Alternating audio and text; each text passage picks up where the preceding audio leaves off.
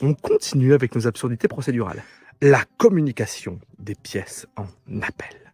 Alors autrefois, on avait un merveilleux article, 132 du Code de procédure civile.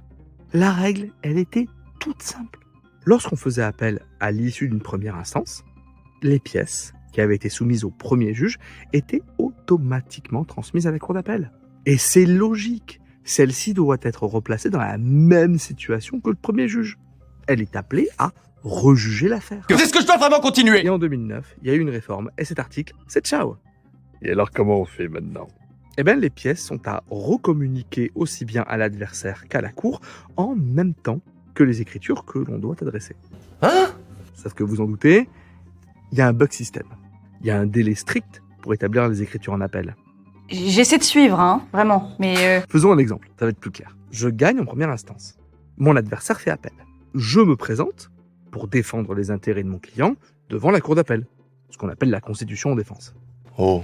Et il arrive malheureusement que des fois, pour X ou Y raison, on loupe le délai au-delà duquel on ne peut plus faire valoir nos écritures devant la cour d'appel. Écoute, Tom, je veux surtout pas te presser, hein, mais bon, hein, voilà, hein, bon, ah, bon. Et alors du coup, quid des pièces? On peut pas les communiquer. Ah là, on a l'air bien malin. Ça m'est arrivé en plein été et au beau milieu d'une période transitoire où deux délais d'écriture se chevauchaient. Mon adversaire relevait appel d'un jugement qui faisait droit à nos prétentions et qui reconnaissait l'existence d'une fausse signature apposée sur un contrat. Et nous, on loupe le délai d'un jour. Mec, c'est chaud. Nos écritures sont irrecevables, nos pièces le sont tout autant. Et alors, elle fait comment la cour d'appel pour étudier l'exactitude d'une signature que l'on ne produit pas? c'est très gênant.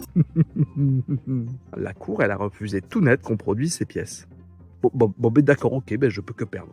Ah, ça c'est mort, les gars. Le dossier, il a pu être sauvé, grâce à la clairvoyance d'un magistrat qui a trouvé une astuce. Il a ordonné une mesure d'instruction, en l'espèce, une expertise graphologique.